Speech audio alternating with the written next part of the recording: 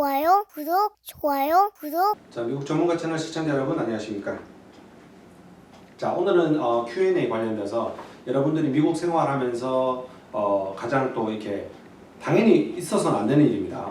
그렇지만 알고 계셔야 되고 또 사람이라는 게 또 실수를 할 수도 있기 때문에 관련돼서 절대로 해서는 안 되는 일이지만 그래도 또 필요한 정보.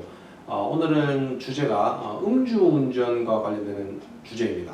음주운전은 절대로 뭐 미국뿐만 아니라 해외 어느 나라를 가시든 한국에 계시든 하셔서는 안 되는 겁니다. 나의 부주의로 인해서 또 타인의 생명을 위협할 수도 있고요. 나의 생명은 물론이고 나로 인해서 누군가는 피해를 볼 수 있는 일이기 때문에 절대로 해서는 안 되는 이 음주운전. 미국에서 음주운전과 관련돼서 어떤 정보를 여러분들이 알고 계셔야 되는지 오늘 한번 소개해 드리도록 하겠습니다. 자, 우선 일반적으로 미국 같은 경우는 한국처럼 이렇게 길을 막고 음주 단속을 별도로 하는 경우는 잘 없습니다. 왜냐하면 예를 들어서 이제 가보신 분들은 아시겠지만 뭐 야구 경기장이나 이런 여러 가지 쇼룸에 가면요, 맥주 같은 거를 팝니다. 맥주 같은 거를 팔고 있고 거기서 사실 맥주도 술이잖아요. 그런 거를 마심에도 불구하고 운전하고 가는 거에 대해서 입구에서 길을 막고 음주 단속을 한다든지 이런 걸 하지 않아요. 그렇다고 해서 절대로 안심하시면 안 되겠죠. 절대로 안심하시면 안 됩니다. 단속에 적발되지 않으니까 안심하셔도 된다 이런 말이 아니라 음주운전 자체는 하시면 안 되죠. 그런데 이게 이제 미국 안에서는 문화적으로 약간의 음주가 좀 허용되는 그런 분위기도 있고요. 그러다 보니까 본인이 만약에 그로 인해서 단 하나의 실수라도 했을 경우에 경찰은 해당 차량을 세우고 검문 및 수색을 할 수 있는 권한을 가지고 있습니다. 경찰 입장에서 합리적인 의심이 간다면 그런 음주 관련돼서 확인을 할 수 있다는 의미입니다. 음주뿐만 아니라 이제 경찰 입장에서 자동차를 세우라고 하면요, 여러분들 당황하지 마시고 보통 뒤에서 이제 경찰 사이렌을 켜게 되죠. 그렇게 되면 당황하지 마시고 좌우측에 안전지대로 보이는 곳으로 비상 깜빡이를 켜시고 그쪽으로 차량을 천천히 유도해서 차량을 반드시 정차시키셔야 됩니다. 정차 후에 이제 여러분들이 가장 많이 실수를 하시는 게 뭐냐면은 차량을 세우고 창문을 열고 안전벨트를 풀고 차에서 내리려고 하십니다. 절대로 그렇게 하시면 안 되고요. 미국에서는 이 총기 소지가 되고 있기 때문에 잘못 오인하셔서 경찰분들하고 굉장히 어떤 총기 사고라든지 무력 관련돼서 추가적으로 어떤 사고가 안전사고가 생길 수가 있어요. 따라서 차량을 정차하고 나서는 반드시 창문만 살짝 내린 상태에서 핸들은 양손으로 핸들을 잡고요. 안전벨트도 절대로 풀지 말고 그 상태로 그대로 대기를 하시기 바랍니다. 그렇게 되면 이제 경찰이 다가와서 어떤 여러 가지 서류들을 달라고 할 겁니다. 만약에 서류가 우측 그 패신저 자리에 있는 그 캐비넷이나 그쪽에 있다고 하면은 거기 있으니까 꺼내도 되냐라고 반드시 물어보셔야 됩니다. 그리고 경찰이 오케이라고 하면은 경찰이 보는 앞에서 거기서 이제 운전면허증, 차량 등록증, 그리고 차량 보험증 이 세 가지를 기본적으로 꺼내셔서 경찰한테 제시를 하셔야 됩니다. 다시 한번 강조드립니다. 경찰이 이렇게 검문을 할 때는 절대로 수상한 행동이나 어떤 무력감, 위압감을 경찰한테 절대 주지 말고 경찰이 지시하는 대로 그냥 따라 주시면 됩니다. 그렇게 세 가지 운전면허증과 차량 보험증과 차량 등록증 세 가지를 주면 보통 경찰은 그 세 가지 서류를 가지고 통상적으로 이제 자기 차량에 가서 차량 조회를 해봅니다. 도난 차량은 아닌지 어떤 문제나 어떤 운전자 자체가 범죄 기록은 없는지 이런 것들을 조회를 먼저 하게 되고요. 아무 문제가 없을 때는 보통 한 5분 정도 걸릴 텐데 다시 와서 왜 자기가 세웠는지를 보통 설명을 해줍니다. 이게 이제 일반적인 이제 차량에 문제가 있었을 때 적발을 해서 조사를 하기 위해서 경찰이 하는 절차인데요. 여러분들께서는 만약에 이제 정말 음주를 하셨다면 절대로 하시면 안 되겠지만 하셨다면 경찰이 강력하게 예를 들어서 음주운전이 의심이 되는 경우는 통상 그 차량에서 내리라고 지시를 합니다. 그리고 자동차의 보통 키를 인수를 받죠. 운전을 더 이상 못하게 하기 위해서죠. 인수를 하고 차량의 시동도 끄라고 합니다. 그리고 내린 다음에 보통 이제 경찰이 할 수 있는 여러 가지 합리적인 테스트를 하게 됩니다. 테스트는 통상적으로 이제 제대로 걸을 수 있는지, 그러니까 음주를 했으면 이제 비틀비틀하거나 이렇게 할 수 있으니까 제대로 걸을 수 있는지 확인을 한다던가, 뭐 알파벳을 G부터 A까지 거꾸로 한번 외워보라고 한다던가, 눈에 초점을 이렇게 라이트로 비춰서 확인을 해본다던가 등등 여러 가지 그냥 신체적인 어떤 테스트를 하는 경우도 있고요. 음주 측정기, 호흡으로 해서 불어서 하는 음주 측정기를 가지고 와서 실질적으로 측정을 하는 경우도 있겠습니다. 어느 것도 불응하지 마시고 본인이 음주를 했다고 하면 당당하게 이렇게 처벌을 받으셔야죠. 잘못을 하셨기 때문에.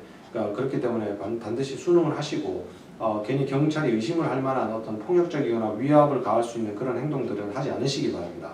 이런 테스트 이후에 경찰이 봤을 때 이분이 완전히 음주운전을 했다라는 확신이 든다든가 아니면 음주와 관련돼서 어떤 숫자가 특히나 뭐 음주운전에 대한 숫자가 그 측정기에서 나오지 않는 한 보통 체포는 하지 않지만 음주 측정을 했을 때 숫자가 나오게 되면 수갑을 채워서 차량에 경찰 차량에 태워서 경찰서로 인계를 하게 됩니다. 관련돼서 이제 자동차는 이제 토잉 차량을 불러서 자동차는 다른 곳으로 안전하게 또 토잉을 해서 가져가게 되고요. 유치장으로 데려갈 때도 소지품이나 뭐 운동화, 끈 이런 것들도 다 제거를 한 다음에 본인이 관할하는 관할 경찰서로 인계를 하게 됩니다. 여기서부터 이제 여러분들이 이제 판단을 하셔야 되는데 경찰서로 가셔서 이제 여러 가지 조사를 하게 되실 것이고요. 여러분들이 사용하셨던 그 음주 측정기는 이제 음주 관련돼서 재판을 할 때 근거 자료로 사용이 될 것입니다. 그리고 여러분들께서는 변호사를 선임하셔서 음주 관련돼서 이렇게 어떤 변호나 법적인 조언을 맡기셔야 되는데 이 변호사를 고용하시는 부분에 대해서는 저희는 미국 같은 경우는 법률 관련돼서는 변호사 뭐 여러 가지 전문가분들이 계시잖아요. 관련돼서는 그 해당 업무를 많이 해보신 변호사를 선임하시는 것을 저는 개인적으로 추천을 해드립니다. 그리고 이제 아주 심하게 음주를 하셔가지고 문제가 되셨을 때는 법원에서 일단 보석금을 측정을 해서 보석금을 내고 일단 불구속 수사를 지속적으로 하게 될 것이고요. 아주 그 이외에 다른 문제들도 있다고 하면은 현장에서 판단을 해서 구속한 상태에서 일단 수사를 하는 경우도 있습니다. 보석금의 액수나 보석하는 기간 그리고 음주 측정을 했을 때 어떤 수치 이런 것들은 각 주마다 모두 규정이 조금씩 다르기 때문에 오늘 영상에서 다 설명을 드리기는 어렵지만 음주를 하셔가지고 음주 측정을 해서 음주에 관련돼서 적발이 되느냐 안 되느냐가 핵심 사항이 되겠죠. 통상적으로 대부분의 주가 음주운전을 했다고 해서 음주 관련돼서 그 운전면허증이 바로 정지가 되거나 취소가 되지는 않습니다. 재판을 일단 받아야 되고요. 운전면허증은 보통 한 일주일 정도, 뭐 주마다 다르지만 유예기간을 뒀다가 그 이후에 취소가 되고 내가 억울하거나 음주운전에 대해서 좀 감형을 받는다든가 하는 어떤 내용들은 변호사를 통해서 재판을 하나하나 진행을 하면서 여러분들이 관련돼서 억울함을 소명을 하면 판사께서 끝에 어떤 식으로 결론을 내릴지를 한번 지켜보셔야 될 것 같습니다. 우리가 통상적으로 DUI나 DWI라고 부르는 이 음주운전 관련돼서는 여러분들 적발돼서 이제 경찰서에 가고 뭐 변호사 선임하는 비용 그리고 그 납부에 대한 벌금도 수천 불에 상당하고요. 수천 불부터 수만 불까지입니다. 만약에 혹시라도 사람을 치어서 사망 사고까지 간다고 하면 당연히 살인 사건까지도 이게 연관이 되기 때문에 형사처벌의 징역형까지도 가는 것도 뭐 상식적으로 여러분들 다 아시겠지만 당연한 것이고요. 비용도 비용이지만 추후에 이제 사회봉사 명령이라든지 어떤 사회교육 이수도 하셔야 되고 나중에 이제 운전면허를 또 다시 갱신을 한다든지 여러 가지 면에서 시간과 돈 그다음에 이제 여러분들이 혹시 뭐 비자 신분을 미국에 체류를 하신다든가 설사 영주권을 갖고 계신다고 하셔도 이 음주운전 하나 때문에 미국에서 추방이 돼버리는 사유가 될 수도 있기 때문에 음주운전은 절대로 하시면 안 되는 것입니다. 여러 개 주가 많이 있고 이제 주마다 규정이 조금 다르지만 뉴저지주를 사례로 저희가 이제 설명을 좀 드리면 뉴저지주 같은 경우는 이제 음주 가능 연령이 21세인데요. 음주가 가능한 연령 이후인 사람이 음주운전으로 적발이 됐을 때는 혈중 알코올 농도 0.08%, 그 음주 나이가 되지 않은 21세 미만일 때는 0.01%만 돼도 음주운전으로 판단을 합니다. 또한 이 음주운전만 하셨다고 하시더라도 혹시라도 이제 뭐 알코올 성분이 들어가 있는 어떤 약품이나 이런 거를 드셔가지고 음주운전으로 적발되는 사례도 있고요. 음주운전과 관련돼서 서두에 제가 설명을 드렸듯이 길목을 막아놓고 이렇게 음주 단속을 하는 경우는 잘 없기 때문에 통상적으로 운전을 하다가 이상하게 좌측 깜빡이를 켜고 차가 우측으로 간다든가 빨간불인데 차량이 지나가다든가 과속을 한다든가 등 이상한 움직임이 있었을 때 그 합리적인 의심 때문에 보통 경찰이 차량을 세워서 왜 이렇게 위법하게 운전을 하는지에 대해서 위험하게 운전을 하는지에 대해서 조사를 하는 과정에 음주가 적발되는 경우가 굉장히 많고요. 또는 타운에서 식당이나 보통 이게 술집이라고 하죠. 바나 이런 그런 술을 판매하는 곳에서 나온 사람이 차량에 탑승을 해서 바로 운전을 하는 경우 경찰 차량이 뒤에서 어떤 합리적인 의심이 있다고 하더라도 바로 적발을 하는 것이 아니라 차량이 어떤 수상한 행동을 하는지 따라가서 이제 확인을 하기 때문에 혈중 알코올 농도도 아까 설명드린 그것도 중요하지만 음주운전만 가지고 티켓을 받는 경우도 당연히 있겠죠. 운전을 하셨으니까요. 있겠지만 속도 위반이라든지 뭐 여러 가지 또 무빙 바이올레이션 아니면 뭐 빨간불에 지나가는 신호 위반 여러 가지 티켓들을 동시에 받게 되는 그런 사례도 빈번하겠습니다.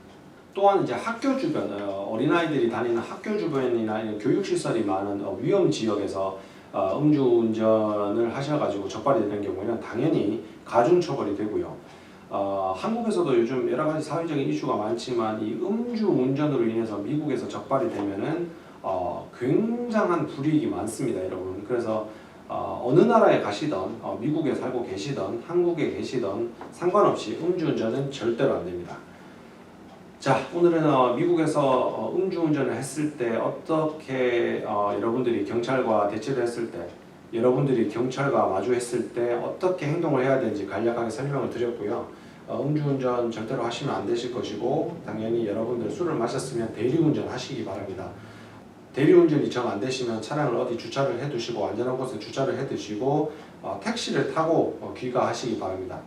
자체가 뭐 유죄, 무죄, 뭐 내가 잘했고 못했고 술을 많이 마셨고 적게 마셨고 그런 게 중요한 게 아니라 음주운전 자체로만 해도 그 자체가 어떤 추가적인 사고를 일으킬 수 있는 여러 가지 요소들을 갖고 있기 때문에 절대로 하지 말라고 많은 분들, 많은 캠페인, 많은 법들이 만들어져 있는 것이고요.